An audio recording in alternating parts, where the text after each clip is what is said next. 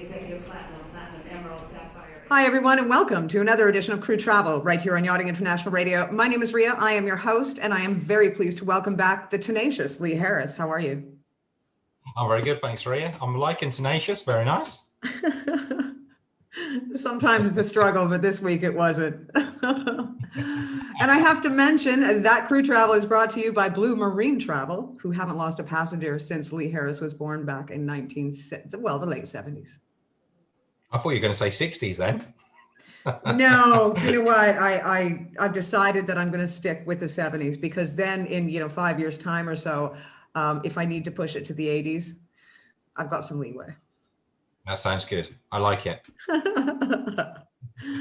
Right. So what's going on in the world of travel right now? I mean, the Brits are having a bit of an issue, and it has nothing to do with COVID, but everything to do with Brexit. It's busy as always. Britain's travelling abroad from Monday will have to carry a form setting out why their trip is allowed under lockdown rules, or they face a £200 fine. Under new measures to crack down on illegal trips, the Department of Transport said carriers will be checking for completed forms before passengers board. This will be done either at check-in or at the departure gate. Those who do not have a valid form could be stopped from travelling. Now, the form must be downloaded from the gov.uk website. It has to be signed before travel and carried or downloaded onto a mobile phone. On the form, the reasons listed for legally permitted international travel include work, volunteering, education, medical or compassionate grounds, weddings, funerals, and related events. Those who are found by police to be travelling without a valid reason will be told to return home and could be fined anything between £200 and up to a maximum of £6,400. This would be for breaking the stay-at-home rule. Now, seafarers are currently exempt from the above rules to carry the form. However, we have seen instances, especially out of UK airports, where check-in staff either misinterpret rules or they blatantly disregard them. So for that reason, we would encourage any crew travelling to download and complete the form for peace of mind and to avoid any potential issues on their journey. Well, to be absolutely honest, when you have forms like this anywhere in the world, and especially in today's day and times, no matter whether or not you have a seafarer's exemption, just do it, because you're only dealing with humans, right? You're dealing with humans on the ground. And more often than not, they don't know what is happening from 1 minute to the next. So it's just best to have every bit of paperwork you possibly can. And if you don't need it, great. But if you do, at least you have it and you can cover yourself. Exactly right. It's better to be prepared, isn't it? I mean, At the end of the day, what is it? It's a 2-minute job to print out the form and complete it. It gives you that peace of mind when you're traveling. You don't need the hassle. Traveling's tough enough as it is at the moment. So, just to help you avoid any stress on your journey, we totally recommend that you do print it out. Brilliant. So what's going on with the Netherlands? Yeah, the Netherlands government have decided to extend a ban on passenger flights from Great Britain, South Africa, and several countries in South America. The ban on flights from these countries arriving into Holland was due to expire on the 4th of March, but it's now been extended through to April the 1st, following recommendations from the government's outbreak management team. The team have said that the decision to extend a ban was necessary because so few people in the Netherlands are following the government's guidelines to prevent the spread of the deadly virus. Well, and part of that too is that, some of these countries, they've got that new strain of virus that's kicking up. Yeah, there's quite a few now, isn't there? I know the UK have now got the Brazilian variant as well. So it just makes travel again more difficult, more rules, more regulations put in place. We just have to get through it. And that we will. Traveling to Spain from South Africa. Yeah, so as from Monday, the 8th of March, any arrivals entering Spain from South Africa will have to undertake a 10-day quarantine period following their arrival. Seafarers are not exempt from the requirement to quarantine. However, they are able to self-isolate on board their vessel. Contact away from the vessel will only be allowed for essential activities, which include shopping for food, pharmaceuticals, visiting health services, and emergencies. Crew can be released after providing a negative COVID test result taken after 7 days of quarantine. All right, and let's head over to the airlines, Malaysia Airlines. Yep, Malaysia Airlines, they've emailed the members of its frequent flyer scheme to admit for 9 years, I mean a whole 9 years this is, the personal data of its members was compromised. The issue occurred at one of Malaysia Airlines' third-party IT service providers.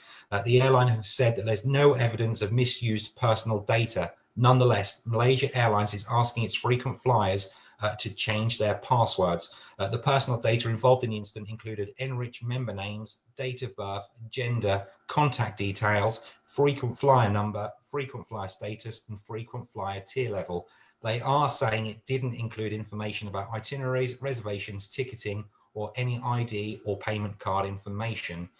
If any crew listening are members of the enriched frequent flyer program and have not been notified by Malaysia Airlines, please make sure it basically is a priority to change your login password as soon as possible. Wow, 9 years.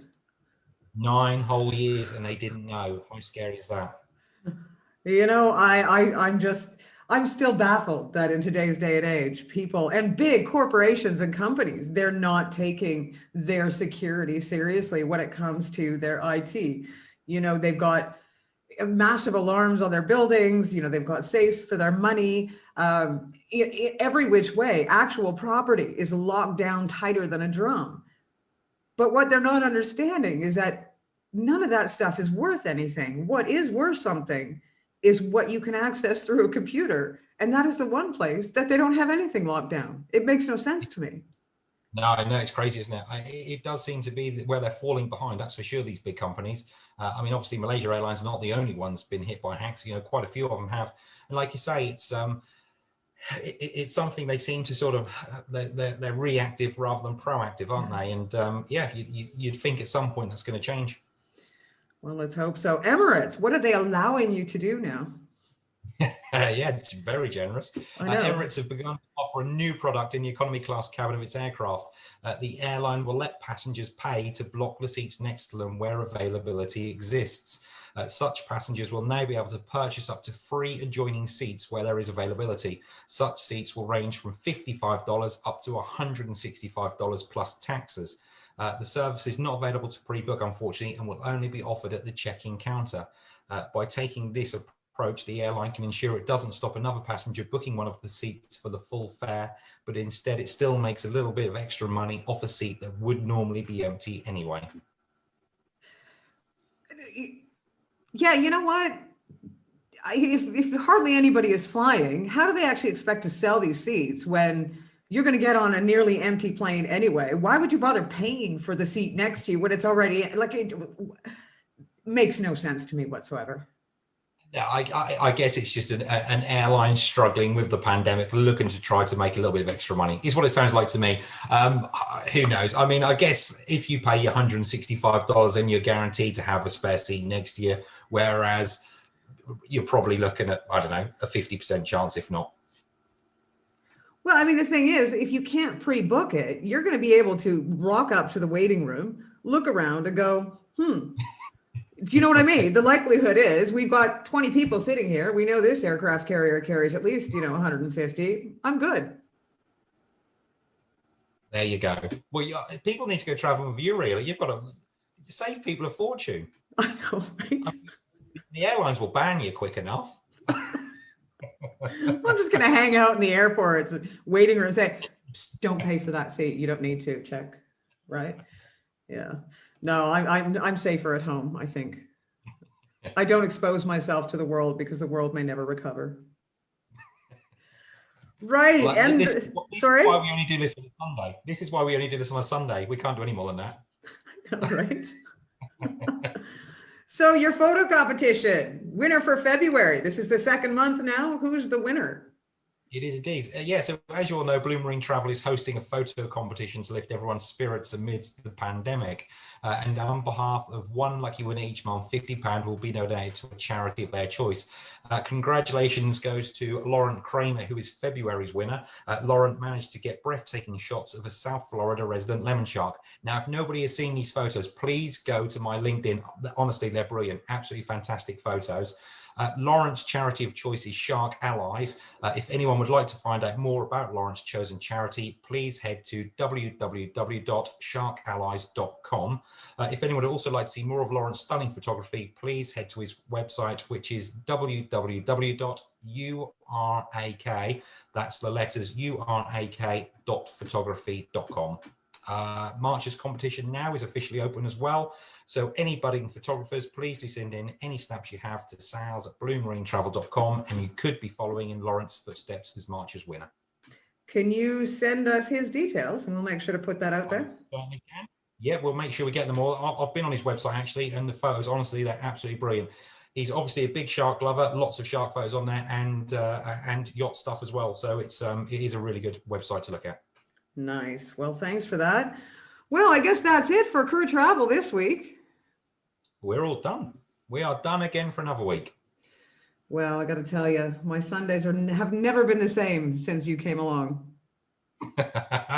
In other words, what you mean is you have to get up 2 hours earlier. Oh, I love every minute of it.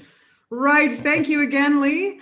As you know, I'm going to provide all the information that Lee has provided us with underneath this interview, as well as a way to connect with Lee, because of course on his LinkedIn, if you are looking to do any traveling in the coming weeks, months, anything that is happening in the travel industry, Lee puts up on his LinkedIn. So I'll provide that link. Once again, you've been watching another edition of Crew Travel right here on Yachting International Radio. My name is Ria. I have been your host. Please tune in again next week.